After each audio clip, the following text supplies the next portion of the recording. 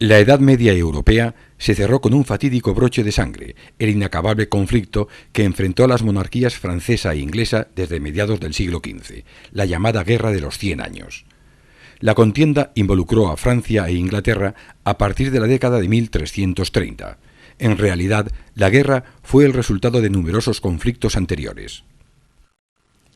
Desde hacía mucho tiempo, el Canal de la Mancha era escenario de encuentros entre navíos ingleses y franceses, y lo que era más grave, Francia animaba a Escocia en su lucha contra Inglaterra. Pero el motivo principal de la guerra fue la existencia de posesiones inglesas en suelo francés, en Guyena y Flandes. Debido a ello, los reyes ingleses debían rendir vasallaje al monarca galo, aunque a cambio, sin embargo, podían optar al trono francés en el caso de que el rey falleciera sin descendencia masculina. Esto es lo que finalmente ocurrió en el año 1328, cuando murió el último de los hijos de Felipe IV, el Hermoso. La reclamación del trono por parte del monarca inglés fue el estallido de una larga guerra. La Guerra de los 100 años no consistió solo en más de un siglo de lucha continua, sino en un rosario de etapas bélicas separadas por largas treguas y períodos de paz. Las campañas se desarrollaron en territorio francés, cuyas principales víctimas fueron los campesinos, que tuvieron que contemplar cómo sus escuálidas cosechas eran arrasadas por los ejércitos y las villas eran saqueadas por hordas de combatientes hambrientos. Fue en Flandes donde se inició la guerra. En febrero de 1340, los ingleses realizaron un desembarco y en junio barrieron a la flota francesa. Pero la gran ofensiva se inició en 1346, cuando las tropas inglesas desembarcaron en Saint-Bas, avanzaron rápidamente hacia el interior y luego se desviaron al norte, cruzando el Somme. En Crécy ocuparon excelentes posiciones en espera de la caballería francesa que venía a su alcance. El 26 de agosto de 1346 se producirá la gran batalla.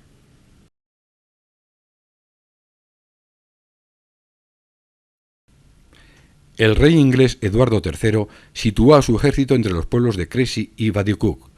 Él mismo y su segunda línea de jinetes ocuparon el centro, flanqueados por dos cuerpos de arqueros. Por detrás, cerca de un bosque, se situaron carros y caballos con las provisiones de flechas.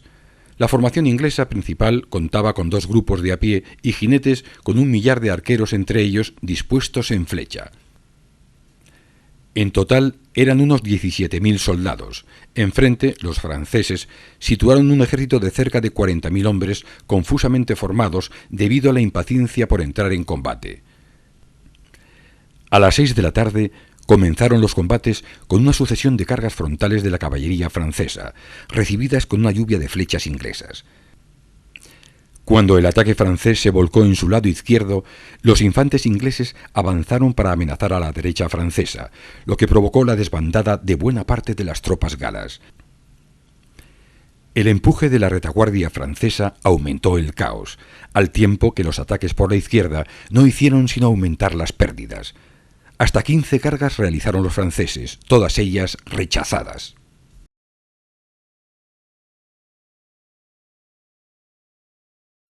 La victoria en Crécy dio a Inglaterra el control de Calais y la convirtió en una nación militar.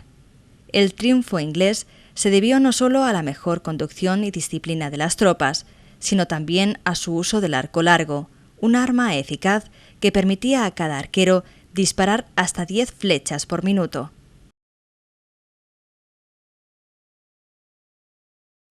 Tras una tregua de 8 años, la guerra se reanudó en 1354.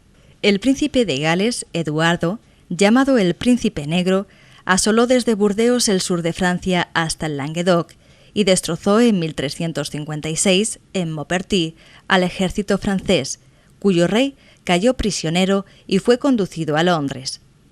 La ausencia del monarca abrió un periodo crítico entre 1358 y 1360, con una insurrección en París y una sangrienta revolución social campesina, la Jacquerie, en el norte del país. Sofocadas ambas revueltas, finalmente en 1360, Francia e Inglaterra firmaron un acuerdo de paz, por el que los ingleses pasaban a controlar la Francia sudoccidental.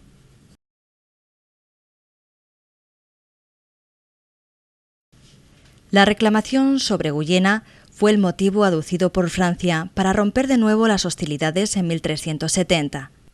La táctica militar francesa dio un resultado excelente. Los ingleses, acosados por varios frentes, poco a poco fueron cediendo terreno, hasta el punto de que en menos de 5 años de guerra, en 1375, solo conservaban en Francia algunas plazas, como Burdeos, Calais o Bayona.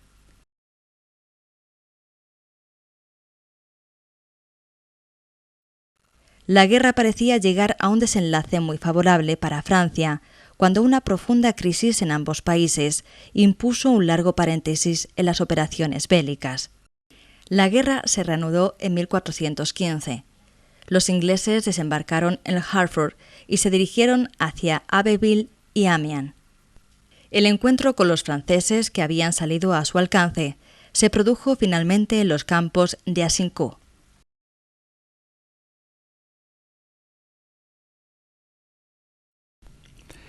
El campamento francés se situó entre las villas de Azincourt y Tramecourt. En primera línea formaron 8.000 hombres de armas con 1.600 soldados de caballería a su izquierda y 800 a la derecha. En la segunda línea formaron entre 3.000 y 6.000 hombres de armas junto a 4.000 arqueros y ballesteros. La retaguardia francesa la componían entre 8 y 10.000 soldados de caballería. Los ingleses dispusieron una formación en línea, con 2 formaciones de 2.500 arqueros cada una en ambos flancos y el mismo rey junto a 1 millar de hombres en el centro, protegiendo su campamento. La contienda se inició con el avance inglés sobre los campos arados, situándose justo frente a los franceses. Una vez en posición, los arqueros comenzaron a disparar sobre el enemigo. Esto incitó a los franceses a atacar con una ofensiva directa sobre el campamento inglés y cargas simultáneas de caballería que serán repelidas. En respuesta, los franceses iniciaron un ataque por el centro, al que responderán los ingleses con un contraataque simultáneo en toda la línea del frente. El empuje inglés es tal que obliga a su enemigo a romper la formación y huir en desbandada. La batalla ha finalizado.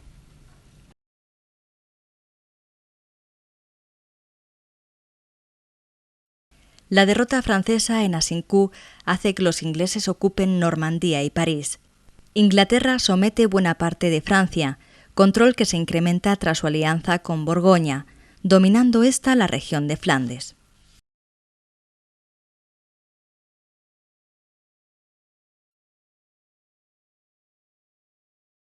Azincourt fue un duro golpe para la moral francesa.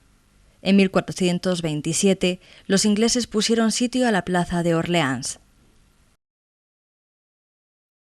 Cuando parecía próxima la capitulación, aparece la figura de Juana de Arco, la doncella de Orleans. Esta reanima la resistencia francesa y consigue que los ingleses levanten el cerco a la ciudad tras 2 años de asedio. Convertida en heroína, Juana logró aglutinar la resistencia francesa en torno a su rey, Carlos VII, y que éste se reconciliase con su enemigo, Borgoña. En 1449 se reanudaron las hostilidades entre Francia e Inglaterra. La campaña de Normandía fue muy rápida. En octubre de 1449 capituló Rouen y en agosto de 1450 Cherburgo. Una fuerza de socorro llegada desde Inglaterra fue destrozada en Formigny. La conquista de Gascuña, la última posesión inglesa en suelo francés, será la última campaña de la Guerra de los 100 años. El desenlace se producirá en la localidad de Castillon en 1453.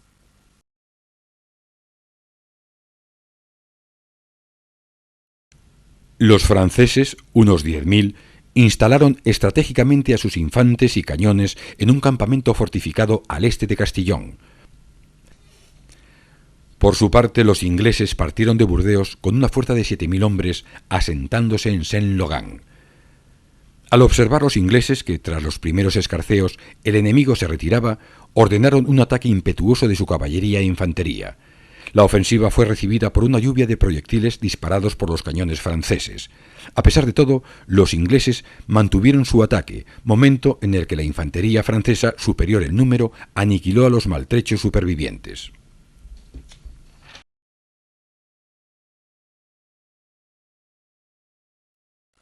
La batalla de Castillón es considerada como el primer triunfo en la historia de la artillería móvil de campaña. La victoria francesa supuso la rendición de Castillón y de Burdeos, así como el fin de las posesiones y la presencia inglesa en Francia, aunque todavía conservarían Calais otros 134 años.